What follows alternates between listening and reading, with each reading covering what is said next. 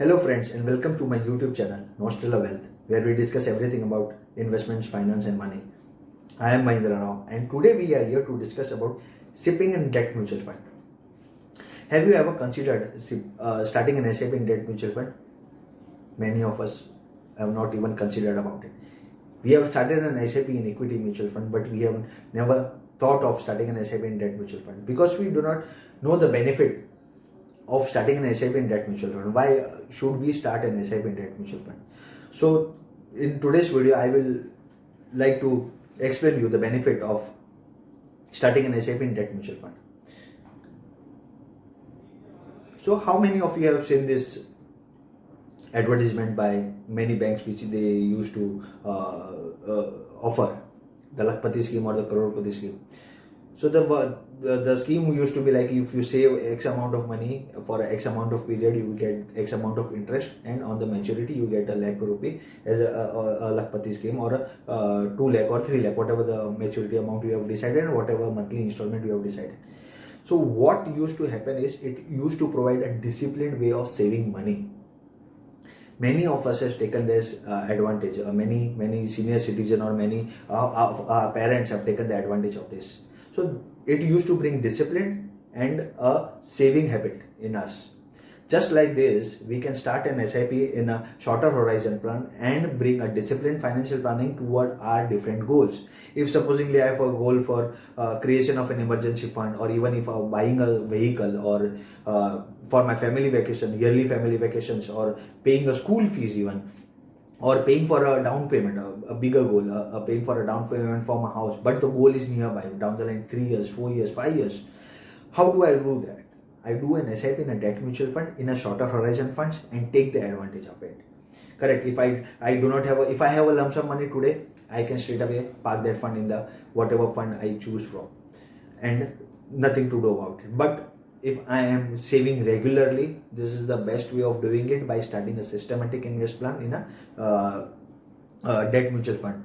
These are the variety of options which we can choose from in a shorter horizon, be it a liquid fund, be it a ultra short term fund, be it a short term debt fund, or be it a money market fund. So depending on the horizon, you can choose the fund and start planning towards your goal. So what happens here is, it will bring discipline in you. Discipline is the most important aspect towards investing or saving money. So it will bring a discipline in you while by doing an SIP in debt mutual fund. So the second benefit it offers is, it offers rupee cost average through volatility. Yes, debt funds are volatile. It does not provide you a fixed interest, just like a fixed income, fixed deposit. Even the longer duration funds are more sensitive to interest rate and the credit risk event. So if you see in the chart, the 10-year G-Sec has been volatile. So if I do an SIP, so what I do here is, I do average my cost, just like my SIP in an equity mutual fund. I average the cost, which will enhance my returns. So we can take the advantage of rupee cost averaging in debt mutual fund as well, in a longer duration funds. In a shorter duration fund, it won't make much of a sense, but in a longer duration, it does make a sense if I am planning to invest for 5, 10, 15, 20 years even. So here's the second benefit of rupee cost averaging which it provides. And longer duration funds, you can choose from the variety of options, from a duration to a thematic fund like a dynamic bond fund, or the credit risk fund, or a banking and PSU fund as well. So you can choose from the variety of options available. The third option benefit it provides is, it reduces the portfolio volatility. If I have a equity and debt allocation as well, so what it does is, it reduces the volatility of the portfolio, as well as it provides me a balanced asset allocation. So today, if I start investing, asset allocation is the key.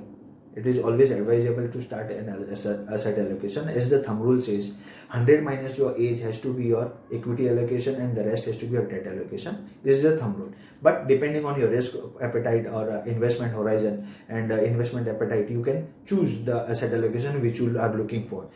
Just in this chart, I have created 3 portfolios: portfolio A, B, and C.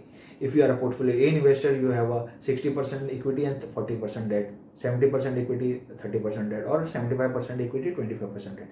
For that 40, 30 and 25% debt allocation, you have to start an SIP.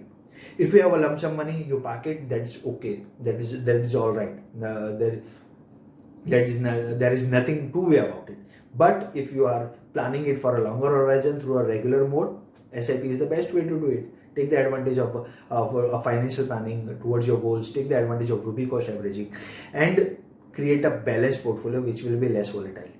Just like if we have seen in 2020 the way the market have crashed, and if we had this kind of asset allocation, my downside would have been protected. So we have to take the advantage of the asset allocation. Asset allocation, again I'm saying the asset allocation is the key to investing. You have to have a balanced portfolio, correct? And take the advantage of it. So start an SIP in equity mutual fund, start an SIP in debt mutual fund as well. Supposedly if I am a portfolio A investor and I am planning to start an SIP of 10,000, so 6,000 will go to equity and 4,000 will go to debt. If I am a portfolio C, 7,500 to equity and 2,500 to debt. This way I have to start an SIP in debt mutual fund as well. So this is the benefit it provides. It provides you a balanced asset allocation, and the other benefit it provides a wide variety of fund options to choose from, depending on the risk appetite and depending on the investment horizon you are looking for. So if you are looking for a shorter horizon, there are short duration fund. If you are looking for a longer horizon, you are having a long duration fund. And if you are looking for a thematic options, there are theme funds as well, like a corporate bond fund or a dynamic bond fund or a banking and PSU fund or a floater fund, which we can take advantage through an SIP. So it provides you a wide variety of options. So why not take an advantage and understand it much more deeper, and start doing an SIP in a debt mutual fund. Last but not the least, the taxation part. The taxation in a debt mutual fund, after 3 years, it only 20% after indexation. So here's the beauty of the taxation of the debt mutual fund. As the saying goes, a penny saved is a penny earned. If I am earning 10 rupees and if I am paying 3 rupees as a tax, so I am earning 7 rupees. And the same example, if I am earning 10 rupees and if I am paying 1 rupee as a tax, I am earning 9 rupees. So here taxation becomes very much important in investments. So you have to understand the investments, the returns part and the taxation part as well. In debt mutual funds, after 3 years, it is only 20% tax after indexation. So your tax liability reduces drastically. If I am planning to save for 10-15 years to maintain my asset allocation, or 20 years also, and if the taxation is less, I am earning much better. With the same investment, I am earning much better.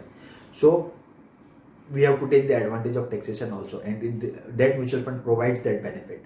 So to summarize, if we see, SIP in a debt mutual fund provides a disciplined financial planning towards our different goals. Okay, it provides me a rupee cost averaging method for a longer duration fund specifically.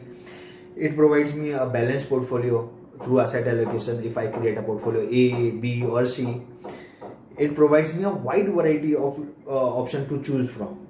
Correct. Too many fund options are available depending on my risk appetite and my time horizon and investment horizon. I can choose a variety of options. And the last benefit it offers is the taxation. After 3 years, the debt mutual fund taxation is only 20% after indexation. So my tax liability reduces drastically.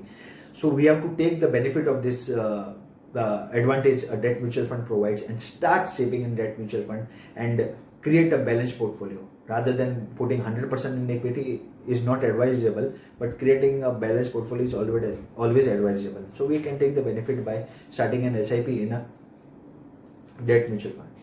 So that's it from my side. Thank you so much guys for listening to me. Signing off, Mahindra Rao. Until we meet again.